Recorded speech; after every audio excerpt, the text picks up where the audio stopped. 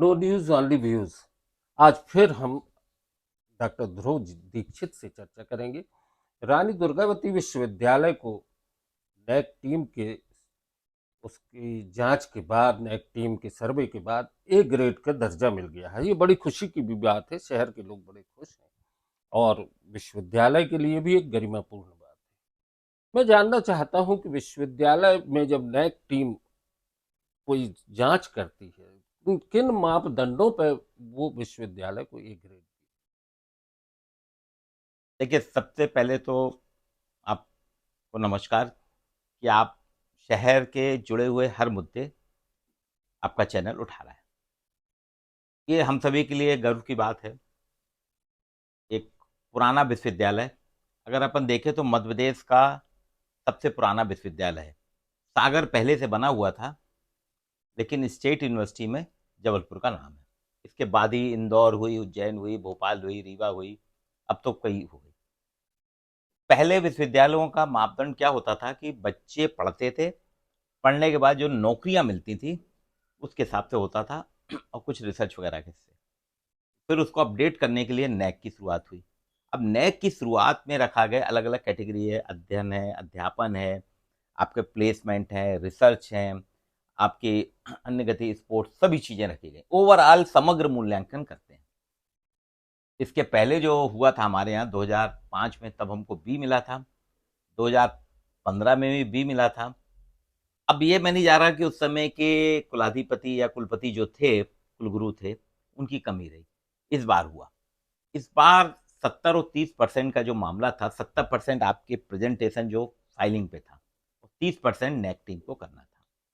तो निसंदेह टीम जो थी कुलपति राजेश वर्मा जी की, जिसमें राकेश वाजपेयी जी हैं, शैलेश चौबे हैं, संधू जी हैं, दीपेश मिश्रा हैं, ये एक बहुत ही समर्पण भाव से इनने करा।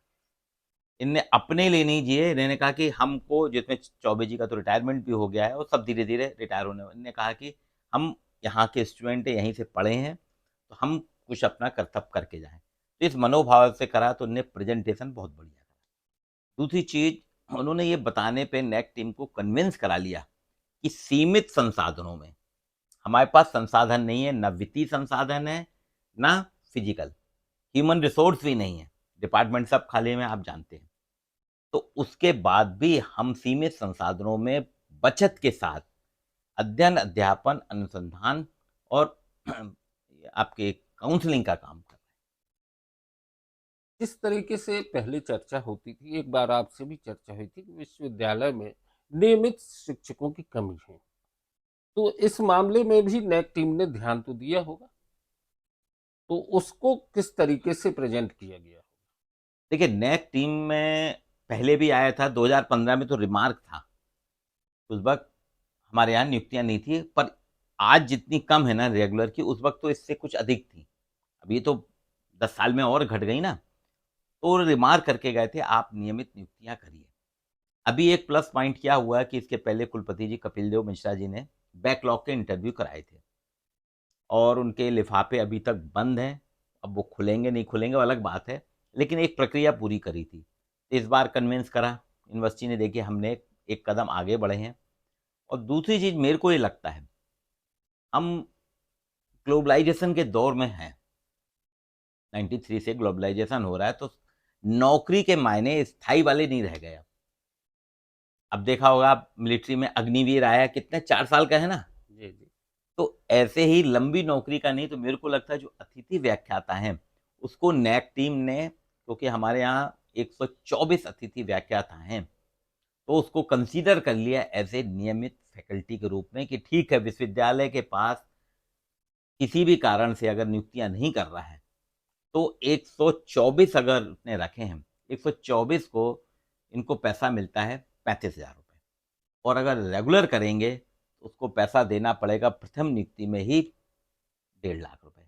तो ये आर्थिक प्रबंधन भी जुड़ गया।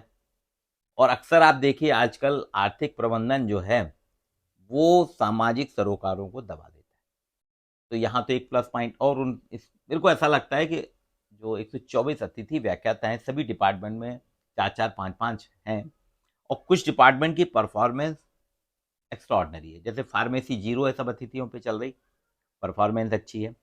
एग्रीकल्चर चालू करा, एग्रीकल्चर की भी परफॉर्मेंस अच्छी है इनकी। विवोक जो तकनीकी वाला है उसमें भी है, तो वहाँ कुछ कंपनियां आई हैं।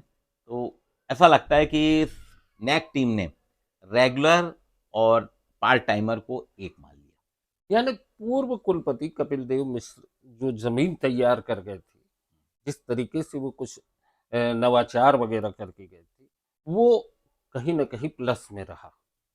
हाँ, ये बात तो देखिए, पहले के जो लोग रहते हैं तो कहीं ना कहीं उनका रहता है, जैसे हमारे लिए हमारे पिताजी ने नींव तैयार करी, उसका हम फायदा उठा रहे हैं, फसल काट रहे हैं। कपिल देव जी मिश्रा ने नए कोर्स खोले थे। वर्तमान कुलपति जी को अभी 6 माह हुए हैं। इनके पास कुछ था नहीं करने के लिए, जो है उसी को स्पेशलाइजेशन करके दिखाना था। एग्रीकल्चर, फार्मेसी, विवोक, ये सारे डिपार्टमेंट, लॉ डिपार्टमेंट और आपके एजुकेशन, तो मध्य प्रदेश में हर यूनिवर्सिटी में, यूनिवर्सिटी का मतलब होता है मल्टी फैकल्टी होना चाहिए, उसमें ये यहाँ इंजीनियरिंग भी है, फार्मेसी भी है, नर्सिंग वगैरह भी, ये सब आपके आ जाते हैं। तो ये मेडिकल भी हो गया, इंजीनियरिंग हो गया, लॉ हो गया, एग्रीकल्चर हो गया, एजुकेशन हो गया, साइंस एंड ह्यूमैनिटीज, कॉमर्स, इतनी मल्टी फैकल्टी एक छत के नीचे मिल रही है, उसका फायदा मिला है। यानी ये माना जाए कि जबलपुर शहर को एजुकेशन के क्षेत्र में कुछ ना कुछ एक बेहतर संभावनाएं नजर आई हैं। पीएम एक्सीलेंसी कॉलेज महाकौशल को बनाया गया, रानी दुर्गावती विश्वविद्यालय को एक ग्रेड दिया गया। तो आगे आपको क्या लगता है कि जबलपुर में एजुकेशन का लेवल किस स्तर पे होगा? देखिए, जबलपुर पहले से ही एजुकेशन का हब था। पहले जितने भी लोग थे 2000 के पहले तक जबलपुर यूनिवर्सिटी में ही पढ़ने आते थे। ना भोपाल जाते थे, ना इंदौर जाते थे, रीवा रीवा कहीं नहीं जाते थे। लेकिन बीच के कुछ सालों में निग्लिजेंसी हुई, अब फिर आ रहे हैं। अभी सेंट्रल जो एडमिशन की लिस्ट है, इस बार अपनी यूनिवर्सिटी पहली है, जितने जैसे सेंट्रल यूनिवर्सिटी में एडमिशन होते हैं ना ऑल इंडिया टेस्ट पे, वही मध्य में जबलपुर ने भी कराया। तो उसमें बाहर के बच्चे आएंगे। अब इनको करना चाहिए, इनको पहले हॉस्टल बनाना चाहिए अपने। हॉस्टल बनाने के साथ साथ कुछ नए कोर्स और लाना पड़ेंगे। जैसे ये एमबीए को इनको अपडेट करना पड़ेगा। अभी अपने यहाँ एमबीए है, लेकिन कंपनियां नहीं आ रही हैं। जैसी पूना में आती हैं, अहमदाबाद में आती हैं, बेंगलोर में आती, वैसे उस लेवल का एमबीए हमारे यहाँ नहीं है। दूसरी चीज़, होटल मैनेजमेंट इनको करना पड़ेगा, क्योंकि होटल मैनेजमेंट, हॉस्पिटल मैनेजमेंट, ये 2-3 कोर्स जो हैं, ये अभी समय के, हर जगह हॉस्पिटल खुल रहे हैं, हॉस्पिटल के लिए मैनेजमेंट कैसा होना चाहिए। हर जगह होटल खुल रहे हैं, होटल में कैसा होना चाहिए। जबलपुर अभी बढ़ रहा है, आईटी सेक्टर है, तो इनके आईटी के भी कोर्स इनको स्टार्ट करना पड़ेंगे। जैसे आर्टिफिशियल इंटेलिजेंस, इसका सर्टिफिकेट होता है, कोई ज़्यादा बड़ा नहीं है कि आपको बड़ी फैकल्टी चाहिए। 2-4 इंजीनियर लाना पड़ेगा। आप ट्रिपल आईटीडीएम और जबलपुर इंजीनियरिंग कॉलेज से टाई अप करके आपको उनकी लैब में आप करा लीजिए, बच्चों को एडमिशन यहाँ दीजिए, टाई अप करके कराइए। ऐसे कुछ कोर्स लाना पड़ेगा। पत्रकारिता भी इनको बदलना पड़ेगी, जिसके आप लोग प्रोडक्ट है ना। पत्रकारिता क्या है, खाली कलम वाला नहीं है, आपको यहाँ स्टूडियो बनाने होंगे। आपको आजकल डिजिटल वाला है, तो डिजिटल जर्नलिज्म पे आपको जोर देना पड़ेगा। उसका अगर स्टार्ट करते हैं कोई डिजिटल जर्नलिज्म वाला, तो देखिए जबलपुर में, क्योंकि माखनलाल चतुर्वेदी हर कोई नहीं जाना चाहता। माखनलाल चतुर्वेदी, उसमें पत्रकारिता का डिपार्ट नाम है, लेकिन अधिकतर कंप्यूटर वाले को, पीजीडीसीए, डीसीए, ये वाले होते हैं, उनकी परीक्षा में देखिए अधिकतर बच्चे उसमें बैठते हैं। आप यहाँ पत्रकारिता का, डिजिटल पत्रकारिता करिए। येलो पत्रकारिता में क्या क्या है, पत्रकारिता के क्या क्या है, सारी चीज़ आप प्लेटफॉर्म डालेंगे तो हमको और ज़्यादा प्रोग्रेस, क्योंकि जबलपुर कनेक्टिविटी बहुत अच्छी है। तो दोस्तों, संभावनाएं बहुत कुछ हैं।